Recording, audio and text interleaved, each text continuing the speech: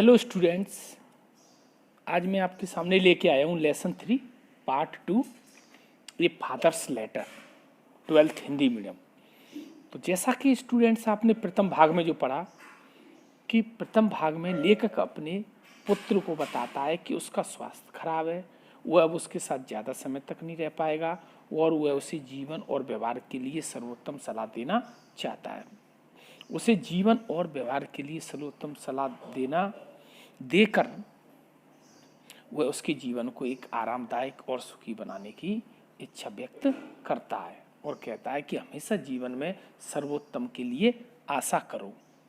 तो स्टूडेंट्स, यहाँ आपने देखा कि वो कहता है कि पिता अपने पुत्र से कि जीवन में कुछ सिद्धांत हैं, उनको आपको फॉलो करना है।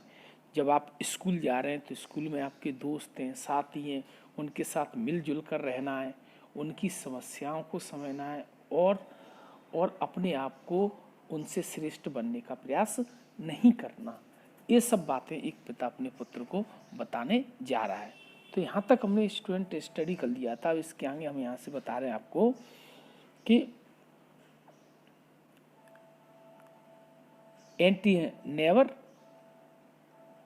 never anticipate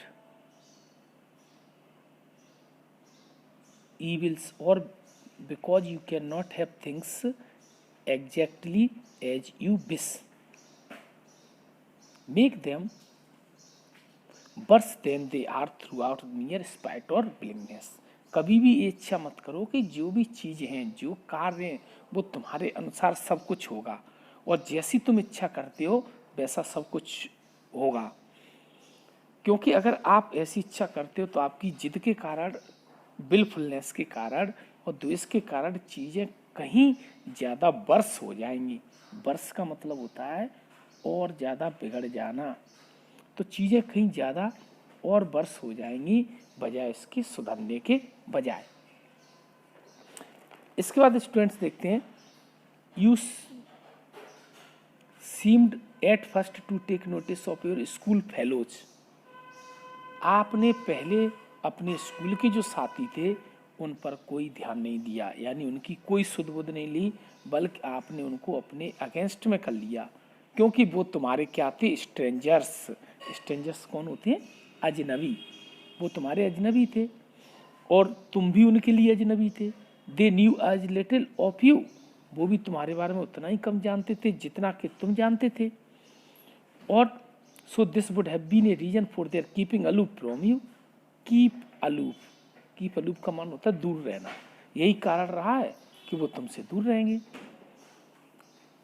learn never to conceive prejudice। यहाँ से स्टूडेंट से क्वेश्चन बनेगा तो थोड़ा ध्यान दें। learn never to convince a prejudice against। कभी भी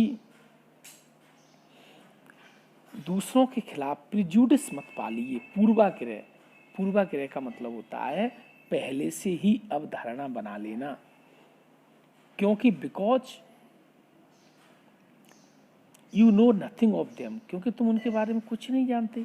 इट इज बैड रीजनिंग, ये बुरा तर्क है। And make enemies half of the world, और आधा से ज़्यादा संसार आपका दुश्मन बन जाएगा।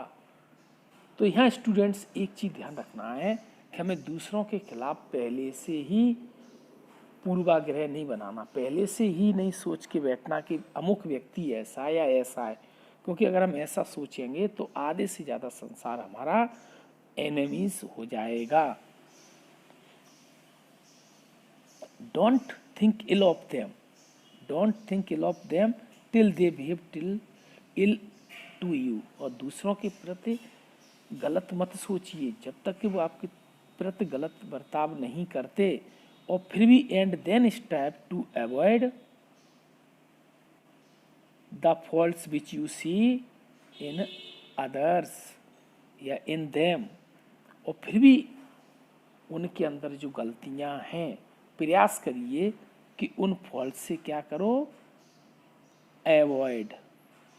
उन फॉल्ट से क्या करो? अवॉइड। तो स्टूडेंट्स, ये क्वेश्चन का आंसर बनता है कि हम कैसे हॉस्टिलिटी को ख़त्म कर सकते हैं, जिस क्वेश्चन को हम आगे डिस्कस करेंगे जब हम क्वेश्चन आंसर डिस्कस करेंगे।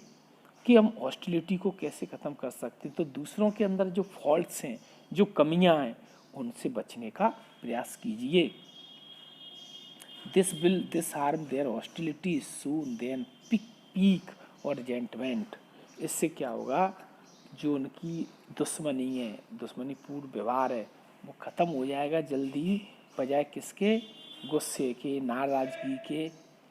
तो हमें क्या करना है, दूसरों के अंदर जो फॉल्ट्स हैं, कमियां हैं, उनसे बचने का प्रयास करना है, उनको ओवरलुक करना है और उनको अवॉइड करना है। स्टूडेंट, इसके बाद मैं आपको थोड़ा सा एक इसकी समराइज बता देता हूँ। इसमें जो भी महत्वपूर्ण पॉइंट्स हैं, he must not bother about himself not being treated in the way in which he was treated at home. अब पिता अपने पुत्र को सलाह देना चाहता है, जिस तरीके से उसे घर में बर्ताव किया जाता था, वो बाहर जाके वैसी उम्मीद ना करे। He will be treated in A rough way by the world. संसार उसको रफ वे में बर्ताव करेगा, उसके साथ बहुत ही बुरा बर्ताव कर सकता है। तो ऐसा उम्मीद ना करें कि जिस तरीके से उसमें घर में उसकी हर इच्छा की पूर्ति होती थी, बाहर भी होगी। He should not expect others to show concern for him. ना दूसरों से वो उम्मीद करे कि वो उसके प्रति कोई चिंता जाहिर करेंगे, जैसा कि उसके पिताजी करते थे। At home he enjoyed superiority in the company of those boys. घर में जो वो आनंद लेता था वो क्या था, श्रेष्ठ था, दूसरे लोगों से अपने आप को अच्छा मान लेता था, घर में उसकी हर इच्छा पूरी हो सकती थी। लेकिन बाहर जाके उसे दुनिया के अनुसार एडजस्टमेंट करना होगा। कहता है कि आपको बाहर की दुनिया के साथ एडजस्टमेंट करके चलना पड़ेगा।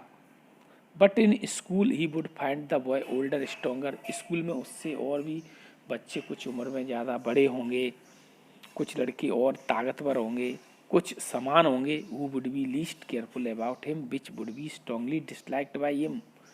तो ये ज़रूरी नहीं है कि वो उसको उतना ही रिस्पेक्ट दें, उसके साथ इतना ही अच्छा बर्ताव करें जैसा कि घर में होता है।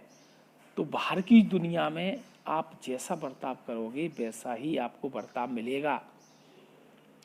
The other boys will surely have different amusement. अन्य जो लड़के, उनके अलग मौज मस्ती का जीवन है, उनके अलग शौक़ हैं। ज़रूरी नहीं है कि जो तुम्हारे शौक़ हैं उन्हीं के अनुसार एडजस्ट किया जाए। तो वो कहना चाहता है कि बाहर का जीवन और घर का जीवन में एक अंतर है। बाहर का जीवन में आपको वो सब कुछ करना पड़ेगा जो कि घर के जीवन में आप नहीं करते हो। बाहर के लोगों के साथ आपको तालमेल बैठाल कर एडजस्टमेंट करके चलना पड़ेगा। ये सब सलाहें एक पिता अपने पुत्र को देना चाहता है, जिससे उसका जीवन सुखमयी एवं आनंदमयी बने। तो स्टूडेंट्स, यहाँ मैंने इसकी एक शॉर्ट समरी टाइप की आपको समझा दी है। अब इसके बाद नेक्स्ट वीडियो में मैं इसके क्वेश्चन आंसर लेके आऊँगा, जिससे कि क्वेश्चन आंसरों में जो भी टेक्स्ट का कुछ मैटर बचा होगा वो सब क्लियर हो जाएगा। तब तक के लिए स्टूडेंट्स, अलविदा।